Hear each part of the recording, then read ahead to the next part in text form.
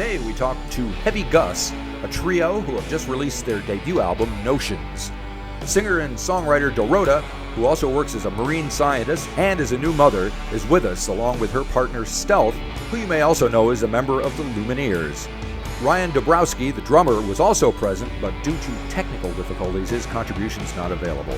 Nevertheless, there's plenty of good music talk with Dorota and Stelth of Heavy Gus. Start off by telling me how the band came together, because you guys are relatively new. You did your first gig like just last April, right? Yeah, we how did we form? Stelth and I are married and play a lot of music together and have for most of the past 10 years. And Ryan, so Stelth is in a band called the Lumineers, and Ryan's wife also plays in that band, which means that Ryan and I spend a lot of time in dressing rooms eating tasty snacks, going, it'd be cool if we played music more. Sure, it's fun watching music, but maybe we should play something sometime. And so we had this like fantasy band that we talked about sometimes. And then when pandemic hit and everyone's schedules cleared up, we said, hey, why don't we try our fantasy band? And oh, here comes Stelth. And so we drove to Nashville where our friend had a studio and made the record in just a few days. Hi, Stelth. Hi, can you hear me? When you formed the band, was there like a plan in place, a sound in mind? How did it happen? I've got a few like sonic references of a band that I've always wanted to have. That's like a little bit like Breeders' Yo La Tango-esque. Yeah. And so I was excited to make a record along those sonic lines. And then we all had that sort of in the back of our minds when we went into the studio. But then when we were there, we just sort of like went for it and tried a bunch of stuff. And I think that's why it sounds pretty varied. I don't know if you listen to it, but there's like a lot of different vibes on it. But they're all, I think, similar enough to be on a record. As far as me, yeah, I think we've been wrapped up playing folk music for a while, and we're pretty excited to just do something different, a little more true to the form of stuff that we listen to. Not just folk music. You know, we all listen to a good variety of stuff. So with that in mind, why did you go to Nashville to this, legendary studio to record the album? We have a friend there that has this studio. His dad started it, and just like everyone else, he ran out of work. He lost gigs, and I think it was just more serendipitous that he had a completely free schedule as well as us, so we were able to travel over there and record in the middle of the pandemic. He's like, look, I've got nothing going on. Anytime you guys want to come out, feel free to. And I think that was the one nice part about suddenly everybody's schedules opening up. We all had more time to travel. Usually Ryan and I would be pretty booked up touring. Dorota was able to work from home, so we were able to travel easily and make this work. Cool. So what was the recording situation like? Who was doing what? I'm just going to pop in and add one more thing about it. Stelth and I have recorded in a lot of places over the years, and he recorded one song at this studio before with our friend Parker, who engineered it. And that song just came out so good. It sounded really good. And so we were like, we should do a whole record with Parker because it just was like excellent. And so that was always in the back of our minds to like go back there and make a record. And so, yeah, when his schedule freed up, we were like, perfect, let's go. And what was that one song that you recorded? Stelth, what's the name of that song? My song was called Slip Take. Slip Take. While You Were Sleeping, remember it was that one? And yeah, I just whipped it up. For me, and I'm still doing this a lot on tour. Currently, I'm in Saskatoon, Canada, and I will be traveling. And if I have a few days off, try to find a studio and a place and just lay some songs down. I think historically, I really liked it all to be in the same studio, and now I'm trying to just open up to being like, it's better to pop in and do one song somewhere than never make an album happen at all. So that's kind of what I've been working on, my new ethos of a sort. And as far as recording at Parker's, I think, we were on Lumineers tour. Ryan was out, Dorota was out, and I had the day off, and we were in Nashville. So we just popped over to Parker's studio for the day, recorded 2 songs, and even then we were just like, these are freaking fantastic. We should make a whole record like this. So cool. It started out just wanting to be very archival. We wanted at first let's lay this down because the ideas are here. I don't think we had any intention on making a record, and what is already, after a few days, turning out to be a pretty good head start on a record. So we're surprising. All right. So as I've watched your videos, it's obvious that you were pregnant during the process as well. Correct. How did that work into the other than the video that we see? Yeah. I just wanted to keep doing the things that I loved doing despite being with child. So I insisted that we just keep doing it, and it was totally, fine.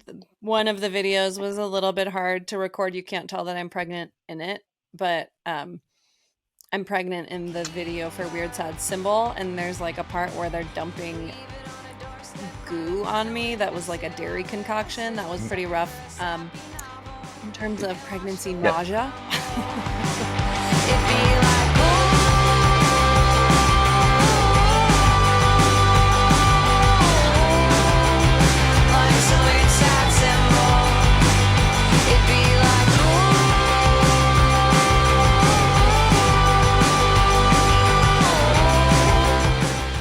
But otherwise, yeah, it was pretty easy. And then the record didn't come out until our kid was, almost a year old.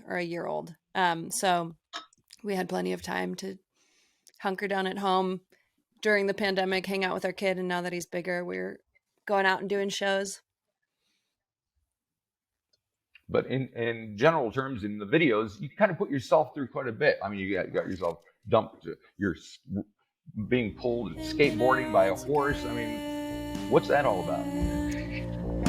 I'll be your queen. I'll be your boy.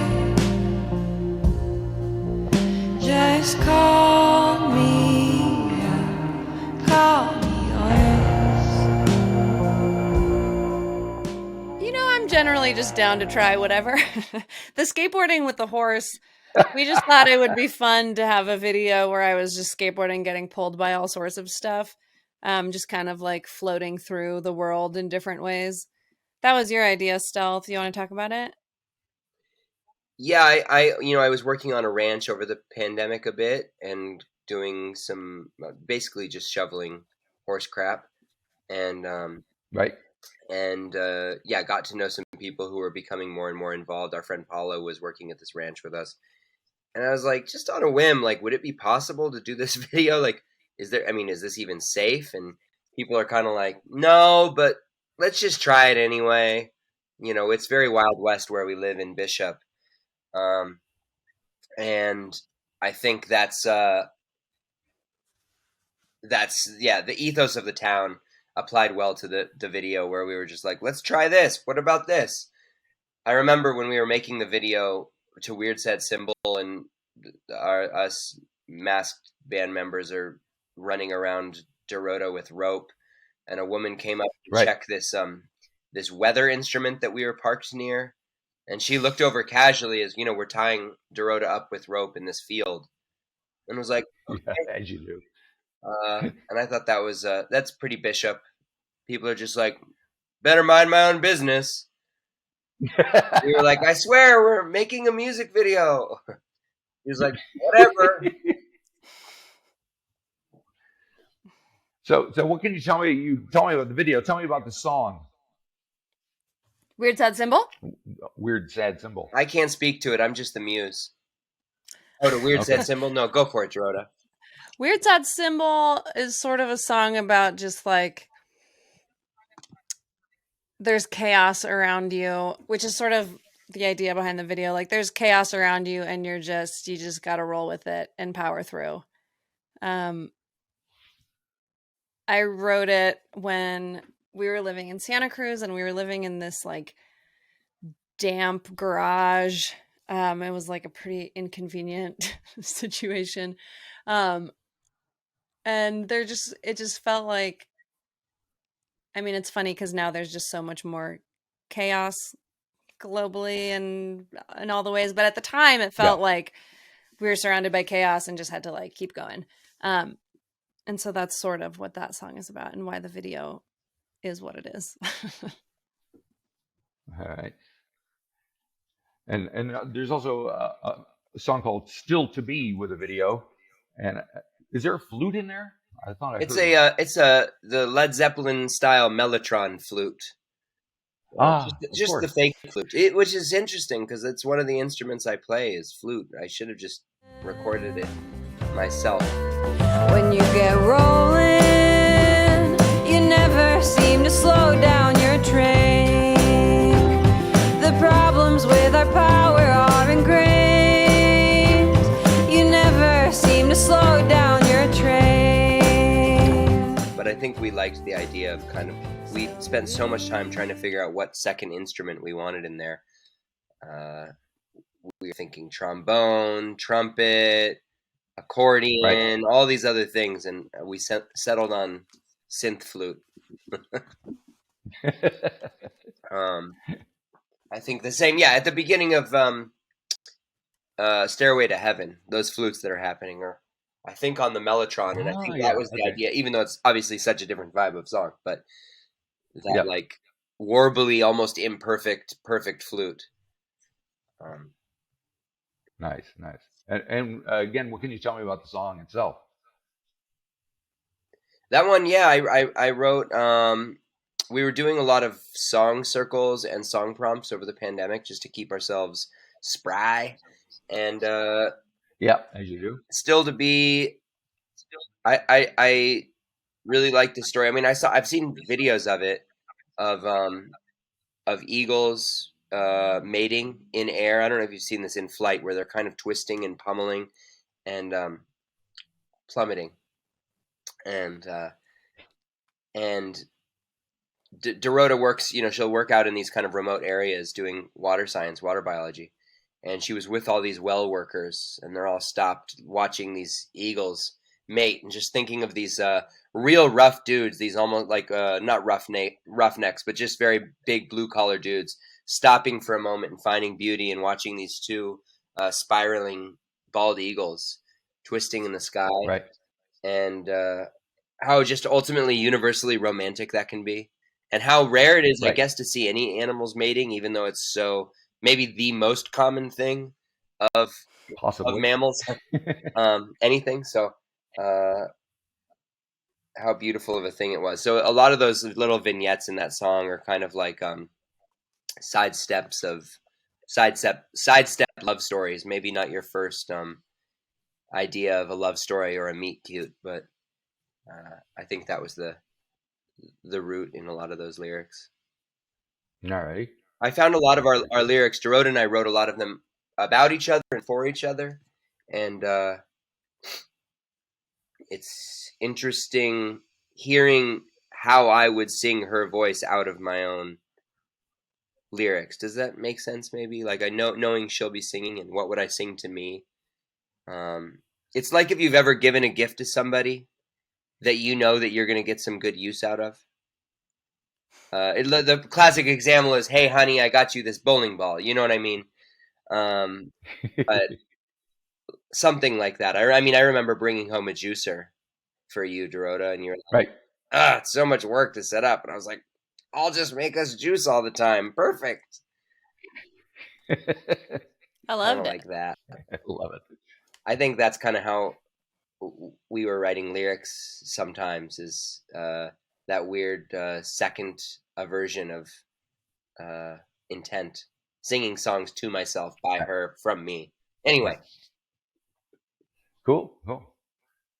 And the other song I wanted to touch on was Scattered, which closes out the record. And there's some sounds like real strings. I don't know if they are. I can't tell these days. They are. But they are. Beautiful. That's me. Tell me a little bit about that one, if you don't mind.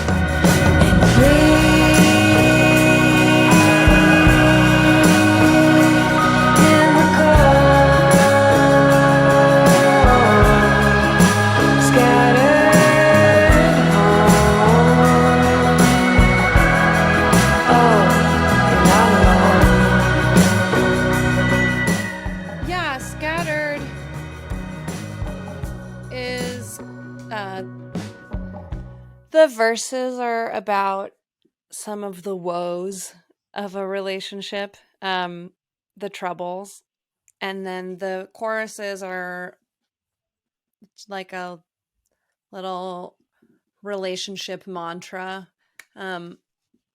things to keep in mind to keep it moving and in a positive direction. It felt like a nice way to close out the record because feel like it wraps it up on a more hopeful note a little bit. But yeah, the strings, that's me playing violin. And our friend Byron Isaacs playing upright bass on it. Yeah, we almost didn't record it. It was like an afterthought in the studio. And then I'm glad we did because I feel like it was a really all this nice, talk we had about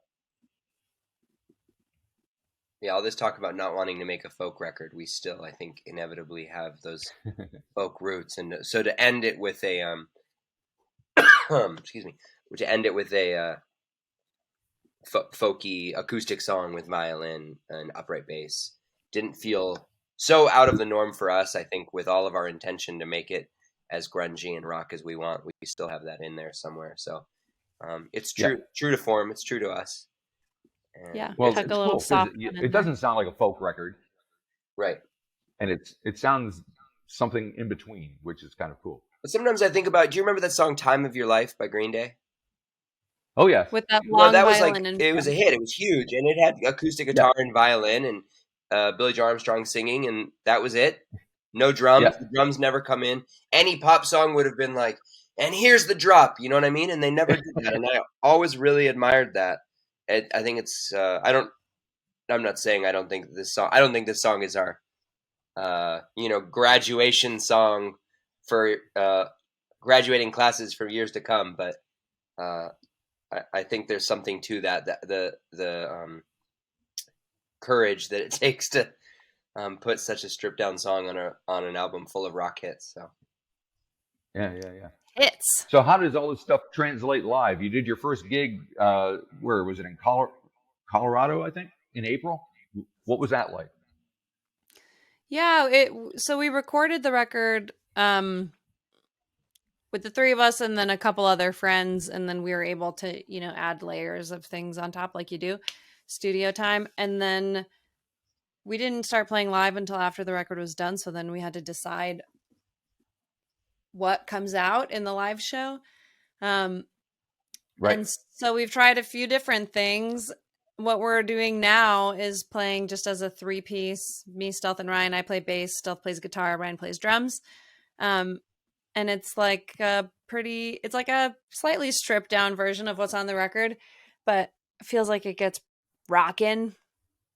It's fun. We tried playing it with a fourth person, which sometimes we toy with the idea just to cover more ground of parts on the record, which is also fun. We're trying to figure it out, but right now it's just we're playing it like pretty rock as the three of us. Gotcha. Yeah. We did those shows in Colorado, and then we've played a few more things. We've played in New York and LA, and we just played in the Bay last weekend, and then we have some runs coming up in September and October. So getting out there. So now that the album is out, what's the overall plan? Are you guys looking forward to what you're going to do next, or are you working on different stuff? Yeah, we're gonna do some shows in the Midwest, some shows in the East Coast. Those ones are already planned, booked, and then probably more that aren't booked yet.